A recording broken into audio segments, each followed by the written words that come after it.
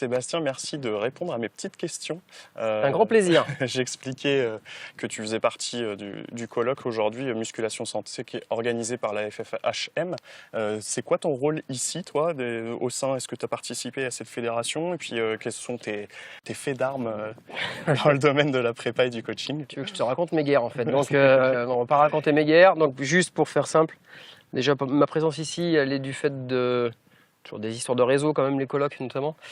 Elle est du fait de l'organisateur, de l'instigateur de ce colloque, donc Ludwig, qui souhaitait me faire intervenir, notamment sur la question de ma fonction actuelle, qui est de gérer à l'UFR STAPS de Clermont-Ferrand l'option haltérophilie musculation, rattachée à la filière entraînement sportif, donc de la L3 de Clermont-Ferrand.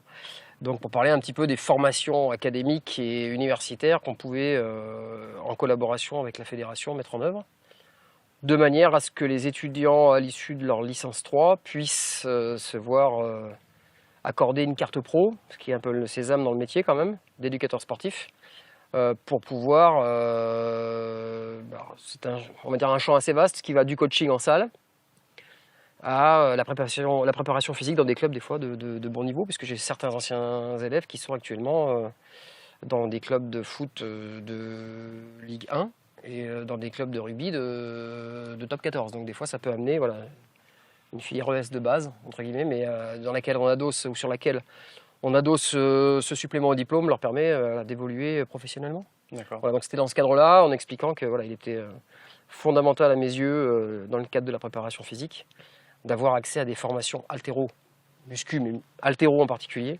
parce que c'est un bagage technique qu'il faut acquérir quand on est dans le milieu de la préparation physique. Et puisqu'on est sur un cadre sport santé ici, on peut aller un peu plus loin, c'est-à-dire que c'est un outil puissant avec un répertoire gestuel qui s'adresse aussi bien aux jeunes enfants de 7-8 ans, comme à la personne âgée, si on peut dire âgée, de plus de 70 ans. À partir du moment où elle a une motricité correcte, on peut très bien lui intégrer une gestuelle haltéro avec des charges adaptées, c'est tout. Mais voilà. Et ce qui nous manque en France, c'est encore une fois cette culture qu'on trouve dans les pays anglo-saxons et qu'on n'a pas vraiment chez nous encore actuellement. Donc là, la thématique de cette table ronde, c'était la musculation à tout âge. Souvent, on a la première idée de se baser sur l'âge effectif de la personne sans prendre en compte l'expérience qu'on puisse avoir dans un domaine, alors qu'on ne se poserait pas du tout ces questions-là dans d'autres sports, dans tous les autres sports même d'ailleurs.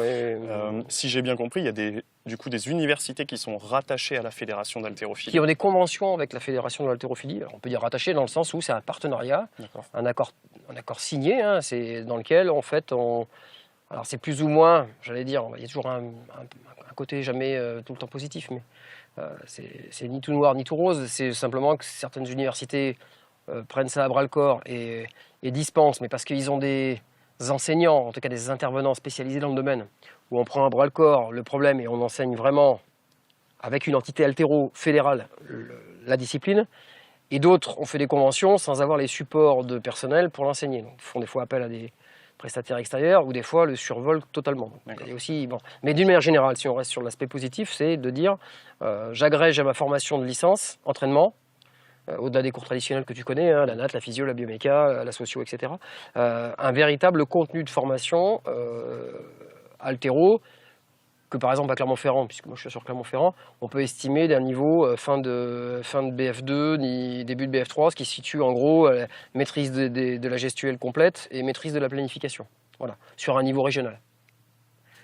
Donc ça leur donne quand même un niveau et de pratique, puisque moi je suis assez exigeant sur la pratique, ils ont une note pratique, ils ont une note pédagogique, et ils ont des notes évidemment écrites, donc on a un panel voilà, qui les rend pas forcément haltérophiles dans l'âme, mais en tout cas qui leur permet de pouvoir dispenser sur n'importe quel type de structure les contenus haltéro, voilà, avec des objectifs qui vont être propres on parlait de sportifs, voilà, que ce soit pour les rugbyman, les footeux, voilà. L'idée c'est d'être transversal sur toute discipline en maîtrisant l'outil. Voilà.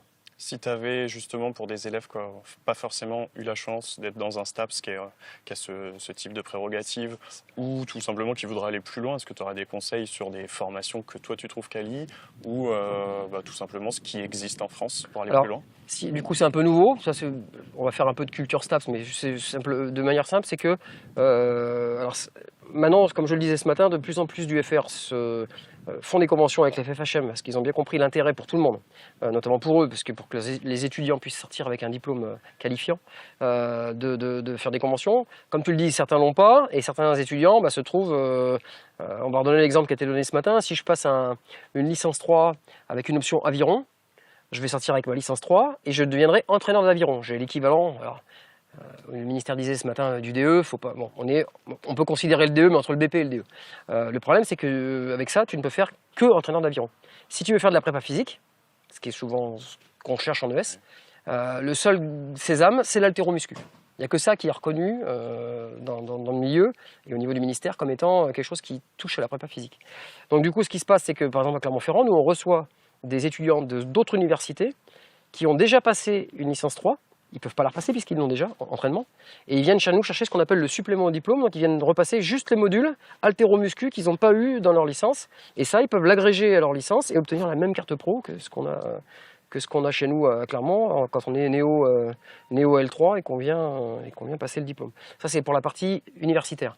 Dans la partie académique fédérale, alors ça c'est aussi toujours un petit problème, c'est que malheureusement on n'a pas pléthore de clubs locaux. Il y a des départements et des zones qui sont un peu zones blanches désertiques en haltéro. J'ai pas eu le temps de le glisser ce matin. Il serait par exemple à mon sens bien que tous les profs de PS passent un module haltéro style brevet fédéral niveau 1 d'initiateur pour qu'ils aient un peu la culture haltéro et puis la maîtrise de l'outil de base, donc de ce que moi j'appelle la boîte à outils, du répertoire gestuel, et qui leur permet après d'aller sur la muscu s'ils veulent aller sur la muscu, mais aussi rester sur l'haltéro. Donc la fédération c'est la plus à même à proposer des modules d'enseignement. Typiquement haltéro, c'est la maison mère, entre guillemets. Il y a des nouvelles formations qui ont vu le jour maintenant, il y a, je te dirais pas exactement la date, 4-5 ans. On appelle le coach haltéro par exemple, qui est typiquement fait à des gens qui ne sont pas STAPS, qui n'ont pas le temps d'aller refaire un complément de formation en STAPS, qui n'ont pas forcément de club d'haltéro à proximité, et qui vont aller faire le coach haltéro, notamment ici à l'INSEP, et qui vont obtenir un module qui équivaut en gros à un brevet fédéral niveau 1 d'initiateur en haltérophilie. Donc pour des gens qui n'ont pas ni la possibilité d'avoir un club local, ni la possibilité de se licencier, etc., voilà, c'est un module qui est propre à permettre à tout à chacun de venir, s'il le souhaite, se former en haltéro. Voilà. Si je peux faire un éventail large, donc voilà, la fédé d'haltéro, ça reste la pierre angulaire de toutes ces formations. Et puis les universités, maintenant, dispensent donc ces formations. Si on voulait agréger à ça les BP, on pourrait, sauf qu'ils sortent pas, ils sortent avec un module haltéro. Mais pour certains, là, c'est pareil. La Fédé, même si on pourrait dire que culturellement, elle chapeaute un peu le tout, elle supervise un peu tout, on sait très bien que dans certains organismes de formation BP, en haltérophilie, la formation, elle est souvent très light. Voilà. Ça peut poser un problème. Donc c'est pour ça que, même moi, mes étudiants en STAPS, je leur propose de passer un brevet fédéral à l'issue, avec un Stempel FFHM, et au moins, voilà, on sait d'où ils viennent, ils savent de quoi ils parlent, quoi. Merci pour ces bons conseils. Je pense qu'on pourra aller plus loin. Ouais, c'est un vaste sujet, ça. Dans les échanges, on avait déjà entrepris de communiquer dans les prochaines semaines. Donc c'était déjà une petite introduction. N'hésitez pas si vous avez des questions à poser en commentaire sur ces thématiques, parce que c'est souvent pas des sujets qui sont très clairs, surtout quand on n'est pas dans les strates, clair, etc. C'est le cas de dire. Donc profitez-en, c'est toujours le moment d'en profiter. Un grand merci, j'espère qu'on passera une belle fin de journée. On devrait passer une belle fin de journée. Et merci beaucoup pour l'invitation, au plaisir.